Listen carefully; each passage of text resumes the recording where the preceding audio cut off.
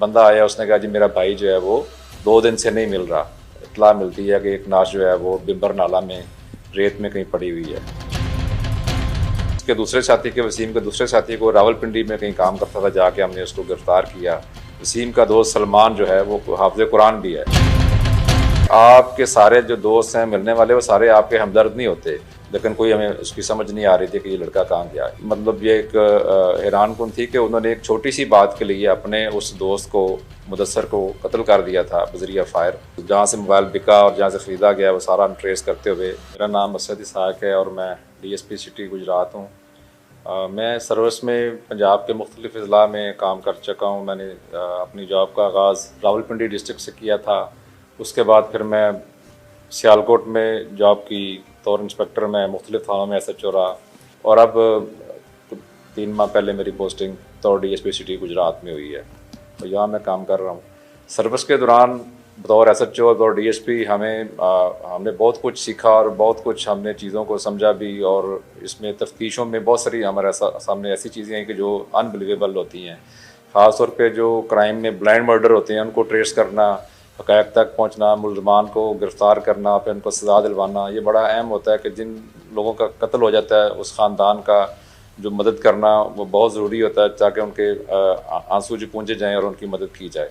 इस हवाले से अभी रिसेंटली मेरे पास यहाँ सिटी गुजरात में एक बंदा आया, उसने कहा जी मेरा भाई जो है वो 2 दिन से नहीं मिल रहा। मुदस्सर नाम है भाई का, तो वो मिल नहीं रहा। तो हमने उसको जब पता जो की तलाश किया, ना मिला, तो हमने फौरी तौर पे उसके अगवा का मुकदमा थाना शहीन गुजरात में दर्ज कर लिया और उस मुदस्सर नामी लड़के की तलाश शुरू कर दी।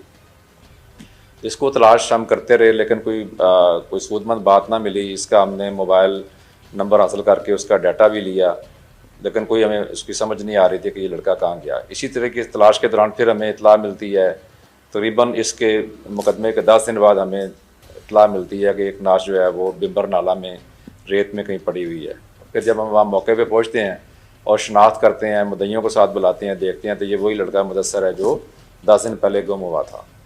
उसकी डेड बॉडी की फिर हम फोरेंसिक करवाते हैं, वहाँ पे मौके से फिंगरप्रिंट्स लेते हैं। उसके अलावा हम उसके फ़ोटोग्राफी करवाते हैं सारी मौके की, ताकि कोई एविडेंस ज़ाया ना हो। और फिर हम उसकी डेड बॉडी को सिविल अस्पताल भिजवा देते हैं, ताकि इसका पोस्टमार्टम वगैरह हो जाए, वजह मौत का भी पता चल जाए, क्योंकि मौके पे ऐसी कोई चीज़ हमें नहीं मिली थी। सर पे उसके ज़ख्म का निशान था, और जब पोस्टमार्टम रिपोर्ट आती है तो उसमें ये चीज़ क्लियर होती है कि इसके सर में एक गोली लगी थी, बजरिया फायर इसको कत्ल किया गया।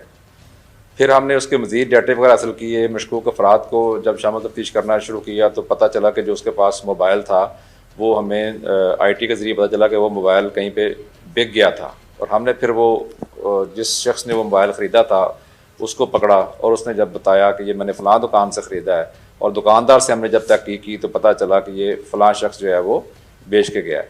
और जब हम उसके वसीम नामी लड़के को पकड़ा है और उसको जब इंटरोगेट किया है तो उसने बताया कि ये मोबाइल उसने जो है वो अपने एक दोस्त से लिया है।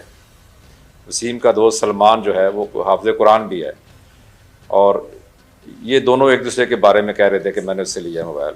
हमने फिर इसके दूसरे साथी के, वसीम के दूसरे साथी को रावलपिंडी में कहीं काम करता था, जाके हमने उसको गिरफ़्तार किया और ला के जब तफ्तीश की है तो फिर हमारे लिए बड़ी मतलब ये एक हैरानकुन थी कि उन्होंने एक छोटी सी बात के लिए अपने उस दोस्त को, मुदस्सर को कत्ल कर दिया था बजरिया फायर।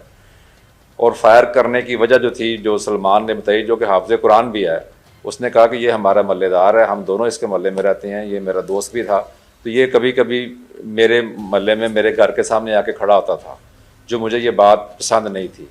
और मैंने फिर अपने दोस्त वसीम के साथ मिलकर ये प्लान किया था कि इसको हमने कत्ल कर देना है, और इसके लिए हम फिर मुनासिब मौका की तलाश में थे। और एक दिन हम इसको बहाने से बुला के नाले की तरफ ले गए, चूँकि दोस्ती थी, एतमाद था, वो एतमाद में हमारे साथ चला गया, और वहाँ पे जाके फिर इसमें उसको काबू करके उन्होंने वहाँ उसको फायर किया, और फायर करने के बाद उसको वहाँ ही उसकी डेड बॉडी फेंक के उसका मोबाइल ले आए, और मोबाइल ला के इन्होंने, वसीम ने और दूसरे लड़के ने मिल के दोनों ने ये मोबाइल बेच दिया। और मोबाइल बेचने के बाद हमें फिर CDR से और फिर मुख्तलिफ उस जहाँ से मोबाइल बिका और जहाँ से ख़रीदा गया वो सारा हम ट्रेस करते हुए पहुँचे, तो ये दोनों मल्लेदार जो थे लड़के उसके, इन दोनों ने मिलकर उसको कत्ल किया था। और छोटी सी बात पे, सिर्फ इस पे कि ये हमारे महल्ले में रहता है और हमारे घर के सामने आके खड़ा होता है। तो ये चीज़ें बड़ी हमारे लिए सबक का मौज़ है कि आपके सारे जो दोस्त हैं मिलने वाले, वो सारे आपके हमदर्द नहीं होते। हो सकता है कि वो दोस्ती की आड़ में वो आपको कोई नुकसान पहुँचा दें।